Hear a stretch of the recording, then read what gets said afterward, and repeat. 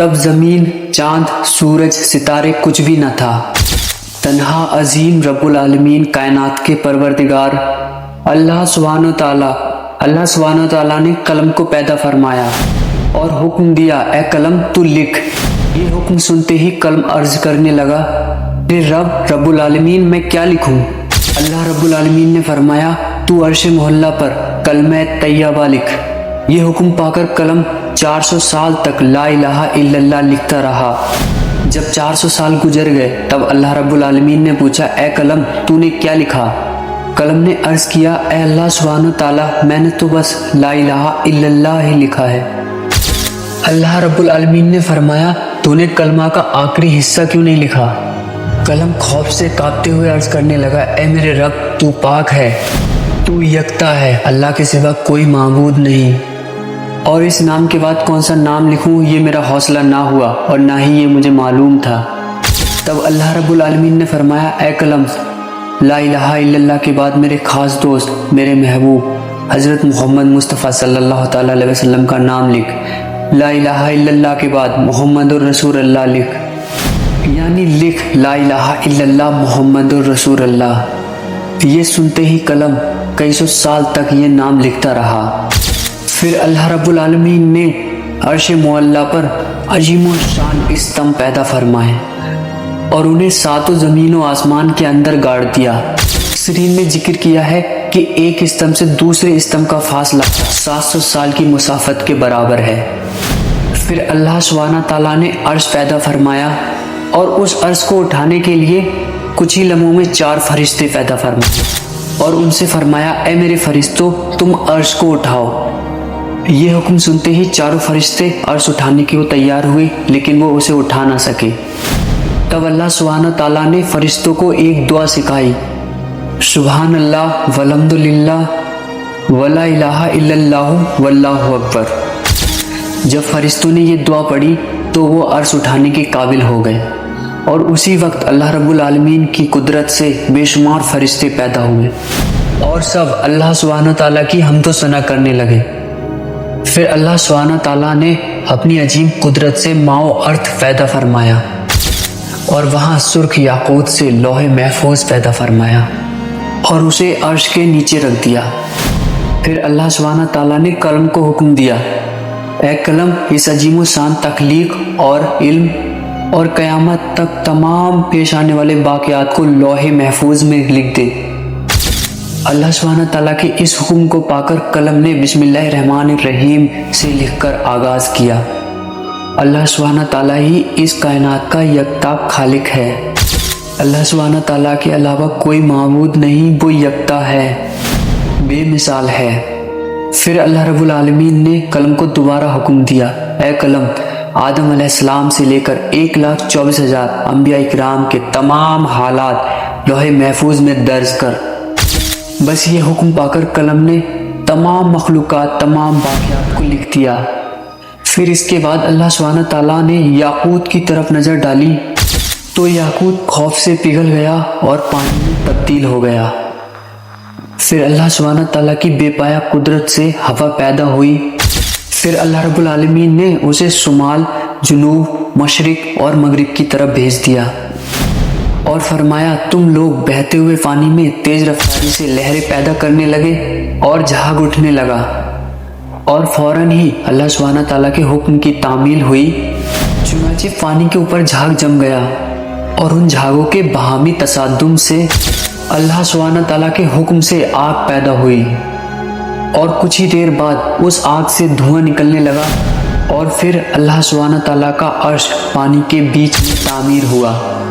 अल्लाह रब्बुल आलमीन ने उस धुएं को 7 हिस्सों में तकसीम किया। उसके पहले हिस्से से पानी, दूसरे हिस्से से तांबा, तीसरे हिस्से से लोहा, चौथे हिस्से से चांदी, 5वें हिस्से से सोना, छठे हिस्से से मवारिद यानी मोती और 7वें हिस्से से याकूत पैदा फरमाया। फिर अल्लाह सुब्हाना ताला ने अपनी अजीम कुदरत से पानी से पहला आसमान, तांबे से दूसरा आसमान, लोहे से तीसरा आसमान, चांदी से चौथा आसमान, सोने से 5वां आसमान और मवारिद से छठा आसमान और याकूत से 7वां आसमान बनाया। ایک آسمان سے دوسرے آسمان کا فاصلہ تقریباً 500 سال تک کی مسافت کے برابر ہے۔ پھر اللہ سبحانہ تعالیٰ کی قدرت سے پانی سے بدل کر ایک سرخ رنگ کی مٹی کی مانند چیز وجود میں آئی۔ تب اللہ رب العالمین نے 4 فرشتوں کو حضرت جبرائیل، حضرت میکائیل، اسرافیل اور اسرائیل علیہ السلام کو حکم دیا کہ اس کو چاروں طرف سے کھینچو۔ اللہ سبحانہ تعالیٰ کے حکم پہ انہوں نے ایسا ہی کیا اور وہ چیز ایک وسیع و عریض زمین کی صورت اختیار کر گئی۔ پھر اللہ رب العالمین نے محض 6 دنوں میں آسمان، زمین، چاند، سورج، سیارے اور ستارے یعنی اس کائنات میں جو کچھ ہے سب کچھ پیدا کر دیا۔ پھر 1000 سال بعد اللہ رب العالمین نے بے دھواں آگ پیدا کی، اس سے جنات کو پیدا فرمایا۔ جنوں میں ایک نبی بھیجے گئے جن کا نام یوسف تھا۔ اللہ سبحانہ تعالیٰ نے ان نبی کو شریعت کے احکام سکھائے اور انہیں دنیا میں بھیجا۔ اس طرح جناتوں کی زندگی چلنے لگی اور بہت سالوں کے بعد جنات اللہ سبحانہ تعالیٰ کے احکام بھول گئے اور سب کے سب گمراہ ہو کر گناہوں میں ڈوب گئے۔ تب وہی یوسف نامی جن سب سے کہنے لگے، اے جنوں کی جماعت، اللہ سبحانہ تعالیٰ سے ڈرو اور گناہوں سے باز آ جاؤ۔ کیا تم بھول گئے ہو اللہ سبحانہ تعالیٰ یکتا ہے، اس کے علاوہ کوئی معبود نہیں؟ بس توبہ کرو اور سیدھے راستے پر واپس آ جاؤ اور اللہ سبحانہ تعالیٰ کے احکام مانو۔ لیکن جنوں کی جماعت نے ان کی بات نہ مانی اور سب نے مل کر انہیں قتل کر دیا۔ ادھر فرشتے کہنے لگے، اللہ سبحانہ تعالیٰ جنوں کی جماعت دنیا میں رہ کر گناہوں میں مبتلا رہ کر فساد پیدا کر رہی ہے اور قتل کر رہی ہے۔ اللہ رب العالمین نہایت رحیم و کریم ہے اور اس کی رحمت بے پایا ہے۔ فرشتوں کی یہ بات سن کر اللہ سبحانہ تعالیٰ نے جنوں کو سزا نہ دی بلکہ دوبارہ ایک اور پیغمبر بھیجا، لیکن وہ کامیاب نہ ہو سکے۔ صرف چند جن ہی ان کی ہدایت پا کر سیدھے راستے پر واپس آئے اور باقی سب گمراہ ہو گئے۔ انہوں تقریباً 36,000 سال کے عرصے میں بے شمار پیغمبروں کو قتل کر ڈالا۔ پھر اللہ رب العالمین نے فرشتوں سے فرمایا، جاؤ جو گناہوں میں مبتلا ہیں ان کو سزا دو۔ پھر اللہ سبحانہ تعالیٰ کے اس حکم کو پاتے ہی فرشتوں نے کروڑوں جنوں کو سزا دی۔ صرف وہی مومن جن جو گنہگار جنوں کے خوف سے جنگلوں، پہاڑوں اور گفاؤں میں بیٹھ کر اللہ سبحانہ تعالیٰ کی عبادت کیا کرتے تھے، وہی فرشتوں کے ہاتھ سے بچ گئے۔ اس وقت فرشتوں نے دیکھا ایک کم عمر حسین و جمیل جن تنہا کھڑا ہے، اس کا نام ابلیس تھا۔ اسے دیکھ کر فرشتوں کے دل میں رحم پیدا ہوا۔ تب فرشتوں نے عرض کیا، اے ہمارے رب، اے معبود، یہ کمسن جن بالکل بے سہارا ہے، اس پر ہمیں بہت شفقت آ رہی ہے، کیا ہم اسے آسمان پر لا کر پرورش کریں؟ فرشتوں کی درخواست پر اللہ رب العالمین نے اجازت عطا فرمائی کہ اسے آسمان پر لے آؤ۔ ابلیس تیز حافظے والا تھا، جو ایک بار سنتا وہ ہمیشہ کے لیے یاد رکھتا۔ ادھر جو جن بچے تھے ان کی نسل پھر سے بڑھ کر دنیا جنات سے بھر گئی۔ ادھر فرشتے ابلیس کو پہلے آسمان پر لے آئے۔ وہاں پہنچ کر فرشتوں نے اللہ کی عبادت اور بندگی کے سبھی اصول اور ضوابط سکھائے۔ ابلیس نے بہت کم وقت میں یہ تعلیم حاصل کر لی اور پھر پہلے آسمان پر 1000 سال تک اللہ کی عبادت کرتا رہا۔ ابلیس کی عبادت میں یکسوئی اور اخلاص دیکھ کر فرشتے حیران ہو گئے اور کہنے لگے، ہم تو صرف اللہ کی عبادت کے لیے پیدا کیے گئے ہیں، ہماری تعلیم اور ریاضت سب کچھ عبادت ہی ہے۔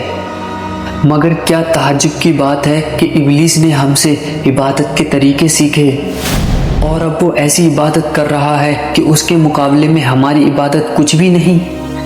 ہم نے تو اپنے درمیان ایسی عبادت کرتے کسی کو نہیں دیکھا۔ ایسا لگتا ہے کہ ابلیس سے ہمیں بہت کچھ سیکھنا ہے۔ فرشتے اس کی عبادت سے اتنے متاثر ہوئے کہ بڑے اہتمام کے ساتھ 1000 سال بعد اسے پہلے آسمان سے دوسرے آسمان پر لے گئے۔ دوسرے آسمان پر آ کر وہ اس سے بھی زیادہ عبادت میں مشغول ہو گیا۔ وہاں کے فرشتے یہ دیکھ کر ہر طرف سے تعریف و تحسین کرنے لگے۔ بہت سے فرشتے اس کی مدح سرائی کرنے لگے اور اس کا نام عابد رکھ دیا۔ پھر ابلیس نے 1000 سال عبادت کی۔ پھر اس کے بعد فرشتے اسے دوسرے آسمان سے تیسرے آسمان پر لے گئے۔ وہاں پہنچ کر وہ اور زیادہ یکسوئی اور خشوع کے ساتھ اللہ کی عبادت میں لگ گیا۔ یہ دیکھ کر وہاں کے فرشتے اس کی عبادت پر فریفتہ ہو گئے اور اس کا نام ولی رکھ دیا۔ اسی طرح ابلیس نے ہر آسمان پر 1000 سال عبادت کی۔ آخر کار جب وہ 7ویں آسمان پر پہنچا تو سکون و اطمینان کے ساتھ رہنے لگا۔ ابلیس نے ہر پہلو سے بہت زیادہ علم اور تجربہ حاصل کر لیا۔